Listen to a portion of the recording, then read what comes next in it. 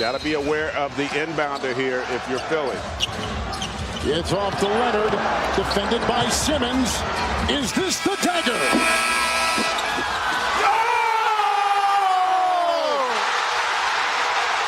Game! Series! Listen, no,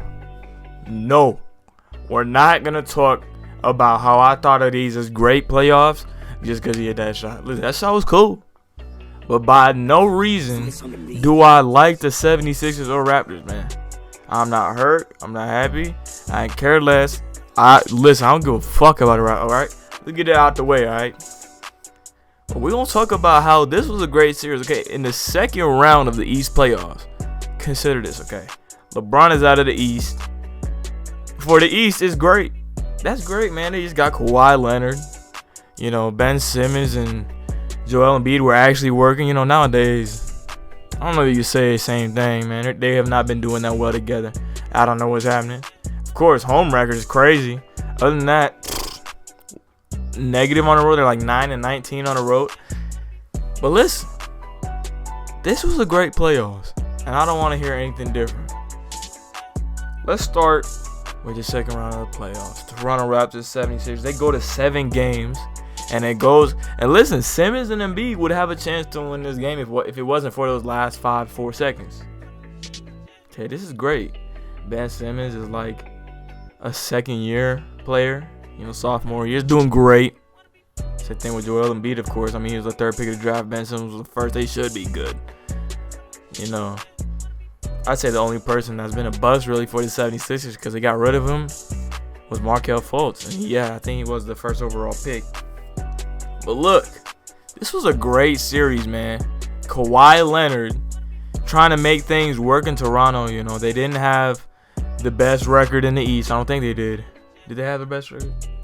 Okay, maybe they might have had the best record in the East. But with LeBron out of the East, it helps him out so much. I feel like LeBron, if he was in the East, you know, during that season, he would have fucked up Kawhi. Would have messed around Joel and Ben Simmons. Yeah, that's a strong Eastern Conference. But LeBron, do you know who LeBron is? 2017 playoffs. He got to the finals. Yeah, it was 2017. Came back from like 3-2 against the Celtics team.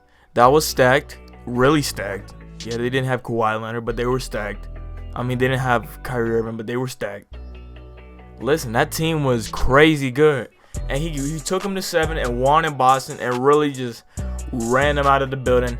Toronto has no type of good history with LeBron James. LeBron told that whole thing was showing up, man. LeBron was missing the start, and he swept them. And they had the better record that season.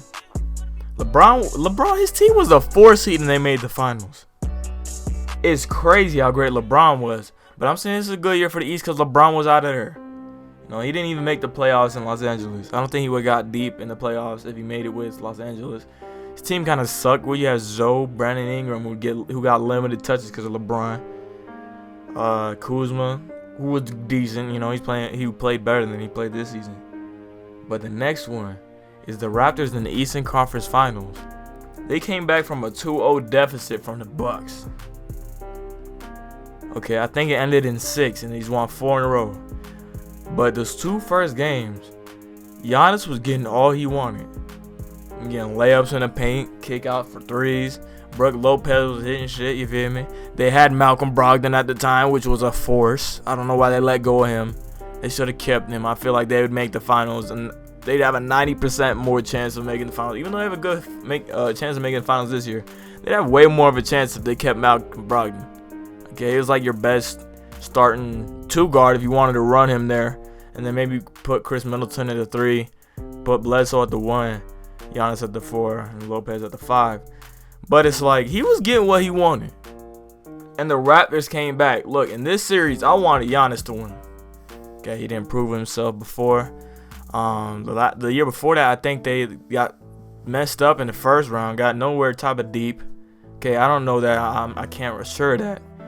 But geez, listen, I wanted there to be some type of Giannis success.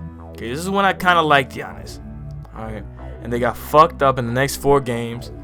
Listen, Kyle Lowry was a big part of this too. Don't just think that I'm saying this is only Kawhi Leonard show, because it is not. Kawhi in that game where he hit that buzzer beater, that probably made that game look good for him. Because if they lost that game, they would have known that Kawhi took damn near 40 shots, made like 15 of them, shot terrible. Okay, so he could have been the Achilles heel if they lost that game. So that was a great thing. And then the Warriors comeback against Houston, the Western Conference Finals. Okay, I don't want to hear people say the only reason the Warriors got to the finals is because they had KD, Clay, Steph, all that. I don't want to hear that. The Rockets were up 3-1. And how they went out is having one of the worst three-point shooting games that they've ever had. You know, if they shot any type of better from the three-point line, they would have been in those NBA Finals. And probably have a better chance than the Warriors at the time, because the Warriors got to the finals and they just got broken. They had so many injuries. Listen, I'm an advocate for this. If Klay Thompson stayed healthy in those finals, I feel like the Raptors would have lost. You know, KD, go ahead, get hurt. But if Klay stayed in, I think the Warriors are winning. Most definitely. No cap.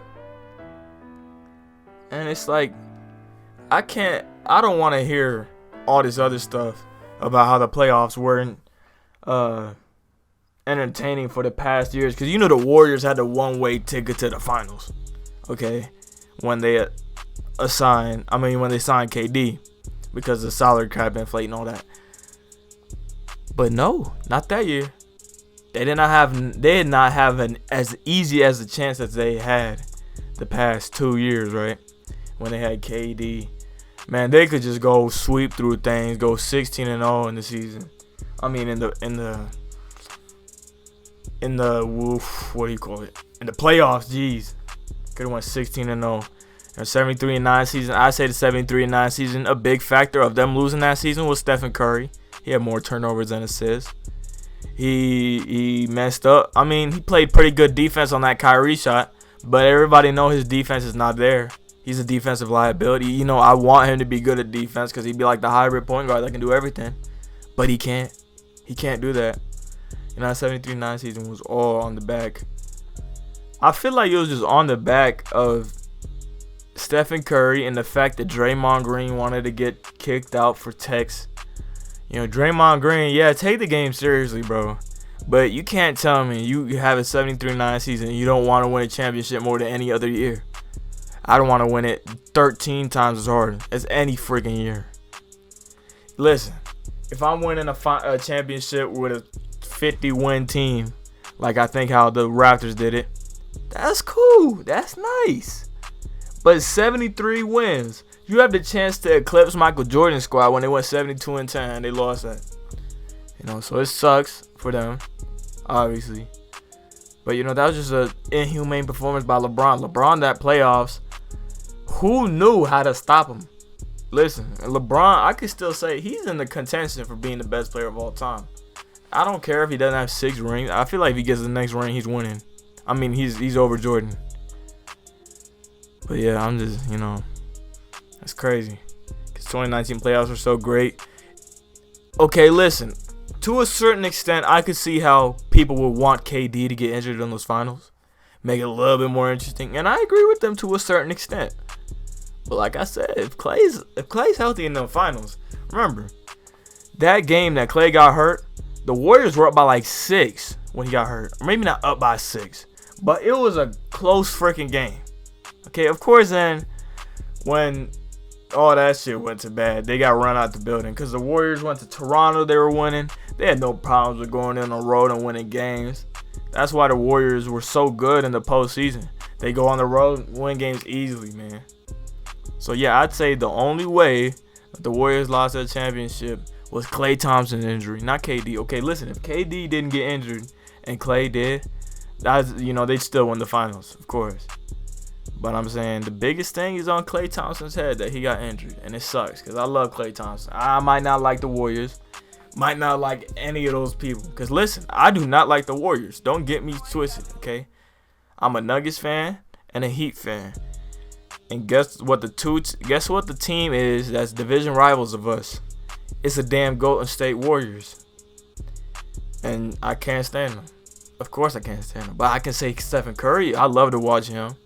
KD, cool to watch. Love him. I loved him since OKC. Klay Thompson, man, he's like the best 3-and-D player I think that we've ever seen. So yeah, but that'll be the video, guys. That's why the 2019 playoffs, we were spoiled. Okay, nobody thought those playoffs were gonna be that interesting, but it ended up like that. Thank y'all for watching. I'll see y'all later.